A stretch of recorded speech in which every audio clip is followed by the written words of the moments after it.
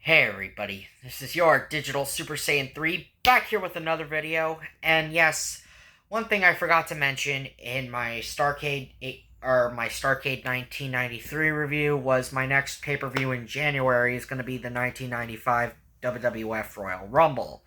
But speaking of which, since we're ending the year off of 2024, let's talk about the best matches in WWE during 2024, because these are the 10 that I think were my absolute favorites during 2024. So yes, this is now going to be a new annual thing since I did this last year in 2023 at the end of 2023. Now I'm doing this as the last video of 2024. So here we go. This is my top 10 favorite WWE matches of 2024. Starting off the list at number 10, we have Jey Uso vs. Braun Breaker from Raw on September 23rd. This was the main event. Now, Jey Uso had already gone through a triple threat match to earn his chance to become the number one contender, as well as a hellacious tournament. So now, Jey Uso gets his opportunity at Braun Breaker. This was a really great match. The fans were behind Jey Uso. Jey Uso gets this feel-good moment of winning his first singles title. And he ends up beating Braun Breaker for the title. It was a great match, nonetheless.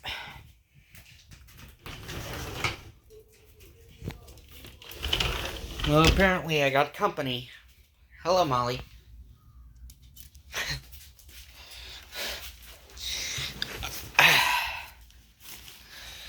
So yeah, it was a really good match. Next up at number 9, continuing on with the Intercontinental Championship, we go all the way back to WrestleMania.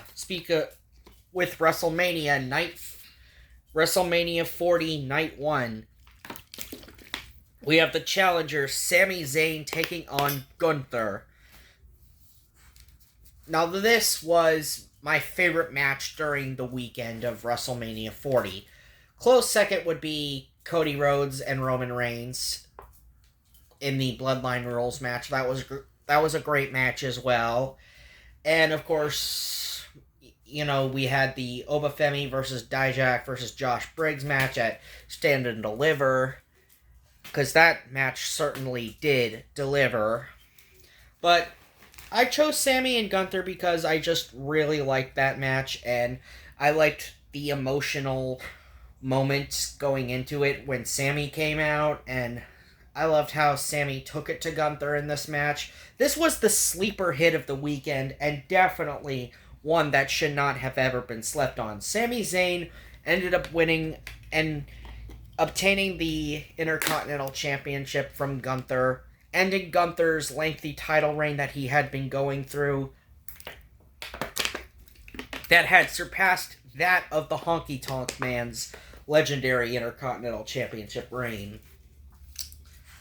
Number 8, Obafemi versus Javon Evans versus Ethan Page versus Wesley versus Nathan Frazier.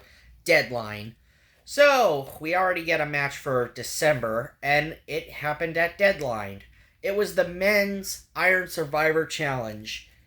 Now originally, Javon Evans, Ethan Page, Wesley, and Nathan Frazier were the first 4 guys in this match.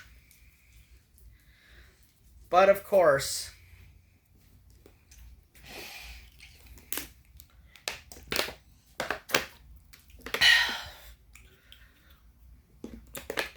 Obafemi found himself as the replacement, as Eddie Thorpe, who was originally supposed to be in the Iron Survivor Challenge, got injured. So with Eddie Thorpe out with injury, Obafemi ended up taking his spot. And it was a good call to have Obafemi be the one to be chosen for that 5th man. Obafemi already had a dominant year as the North American champion, but I cannot wait to see what 2025 brings with us for Obafemi, as Obafemi scores 3 points to Javon Evans' 2, Ethan Page's 2, and Wesley and Nathan Frazier's 1, because both Nathan Frazier and Wesley scored the least amount of points at the end of the 25 time limit. And this was the match that kicked off the show. And also, I gotta give props to Nathan Frazier, because he went through hell that night. Not only did he compete in the Iron Survivor Challenge, but he went on to defend his tag team titles successfully alongside his partner Axiom. So, overall, a great night for NXT, and congratulations yet again to Obafemi for winning the Iron Survivor Challenge. Next up, number 7, we have CM Punk versus Drew McIntyre in Bash in Berlin. They competed in a strap match. Now, McIntyre had already beaten Punk at SummerSlam, I meant to say. McIntyre had beaten Punk at SummerSlam, thanks in part to Seth Rollins being the special guest referee in that match with Punk and McIntyre. Now, they're take Rollins out of the equation, and now we got a strap match. This strap match, both Punk and McIntyre beat the hell out of each other with this strap. We even see Punk even lock in a sharpshooter on McIntyre. And, of course, yes, this was also the second of their 3 matches. And don't worry, we'll get to the end of their rivalry soon. But, yes, this was a great middle part. I mean, Punk ended up scoring the second win in this battle, in this 3-part battle. Or war, if you might say. Number 6, Randy Orton and Kevin Owens versus Solo Sikoa and Tama Tonga. So, yes, this year brought in the arrival of Tama Tonga, Tonga Loa, and Jacob Fatu. And this came from Backlash in May. And yes, I'm gonna say it. Backlash is still my favorite pay-per-view from this year. I'm gonna die on that hill and say Backlash was my absolute favorite pay-per-view for this year. Anyway, its opening match with Randy Orton and Kevin Owens taking on Solo Sikoa and Tama Tonga in a Leon street fight was definitely the right call. And definitely props to Nick Aldis for making that happen in the very beginning of the show. It started off with just a plain old brawl. We originally thought we were just going to get a regular tag team match, but then Nick Aldis says, no, we're not going to end it like this. This is now a street fight, and he made this great call, making it a street fight. Tonga Loa, I meant to say, would make his debut that night, and he would help Tama Tonga and Solo get the victory over Randy Orton and Kevin Owens. This was an incredible match to start the evening off at Backlash. Speaking of which, next up, speaking of our next match that's also featuring Kevin Owens, this time we have Cody Rhodes versus Kevin Owens at Bash in Berlin. This was also a kickoff match that kicked off the show in Bash in Berlin. Cody had a successful title defense against the Bloodline's Solo Sikoa. So now, Cody Rhodes ends up taking on Kevin Owens in the opening of Bash in Berlin. And it was definitely a great battle, as Cody Rhodes had chosen Kevin Owens to be his opponent, to face him for the title. And it took a lot for Kevin Owens to finally accept this match, and he did.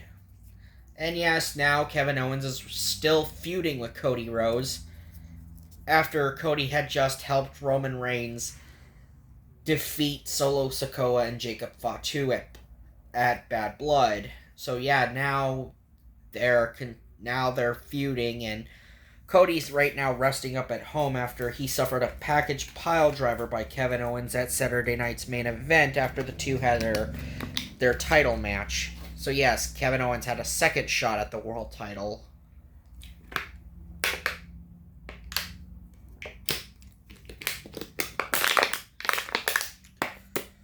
And trust me, Cody Rhodes is... This isn't going to be the only time Cody Rhodes appears on this list, but I really like this match from Bash in Berlin so much. I loved how it kicked off the show with style, and not to mention, you have Kevin Owens question whether or not he can pull the trigger on Cody. Number 4, CM Punk and the OG Bloodline versus the Bloodline from Survivor Series. This was the men's War Games match. Now, going into this match, Solo's Bloodline managed to gain the advantage the night before on SmackDown when Jacob Fatu went one-on-one against Jey Uso and defeated Jey Uso on SmackDown to get the advantage for his Bloodline. But even with the advantage, the OG Bloodline, along with CM Punk, who was brought in by Paul Heyman because of a favor, and we have yet to learn what the favor is. So CM Punk is telling us, just wait and see. So we're still waiting with bated breath to wonder, what is this favor that CM Punk has asked of Paul Heyman, and what is this Paul Heyman promise that Paul Heyman has promised CM Punk? We as WWE fans have yet to wonder what that's going to be and what kind of surprise we're in for. But anyway, the War Games match was awesome. Jacob Fatu, Bronson Reed, everybody got to shine in this moment. Sami Zayn got to shine as he came back into the fold to help the OG Bloodline, Jimmy Uso, Jey Uso, Roman Reigns. Everyone got a chance to shine. Everyone got their licks in. We all got to see what everyone was capable of. The Tongans, Solo and Roman, and yes, January 6th, we have a Tribal Combat match, which will happen between Solo and Roman on the Netflix premiere of Monday Night Raw. So, get your popcorn ready, WWE fans. Anyway, number 3, Cody Rhodes versus AJ Styles at Backlash. Cody Rhodes had a great two-parter battle with AJ Styles over the title. While they had a great I Quit match at Clash at the Castle, and that was definitely a runner-up, I still have to pick their first match at Backlash because it was just a straight-up wrestling match. It was just a straight-up classic. We just witnessed a 5-star classic in the main event of Backlash for the undisputed WWE Championship. And it definitely delivered on all fronts with Cody Rhodes and AJ Styles. And yes, AJ had just gotten injured months ago. Just got injured, I believe, 2 months ago. So I'm wishing AJ well. And I hope we see him soon. So get well soon, AJ.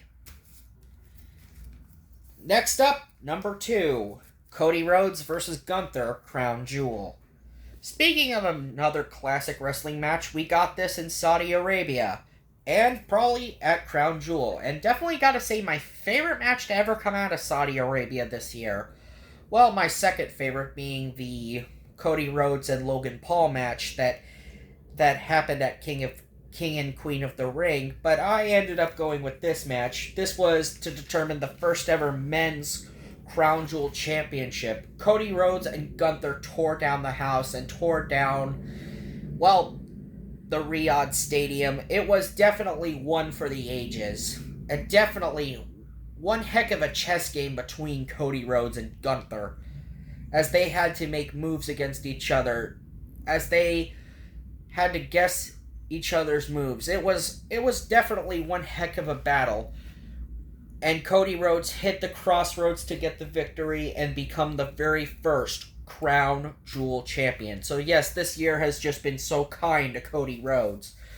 2024 has just been the year of Cody. And I would definitely name Cody the male WWE Superstar of the Year. Heck, I would name him the overall Superstar of the Year. Just give Cody the honor of being the overall Superstar of the Year. But, however, Cody did not win my match of the year.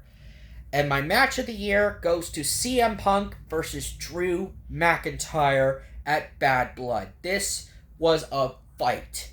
This was the end of the McIntyre and CM Punk trilogy. This was the best feud / rivalry in WWE during the entire year. Punk and McIntyre tore down the house at Bad Blood in Atlanta, Georgia, which was in Cody Rhodes' hometown. And this was the opening match of Bad Blood. And yet, it tore down the house. I mean, we saw tables, we saw toolbox being used, we even saw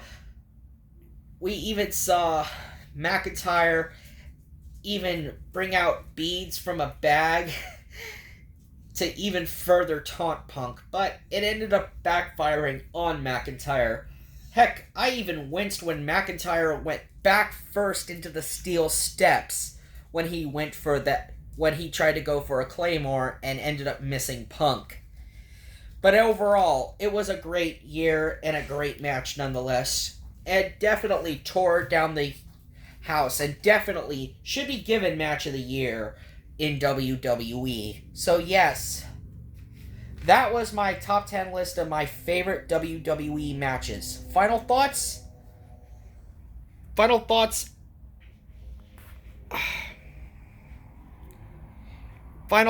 I would say, yeah, it was definitely well deserving. Anyway, this has been your Digital Super Saiyan 3, and I'll see you guys next time. See ya!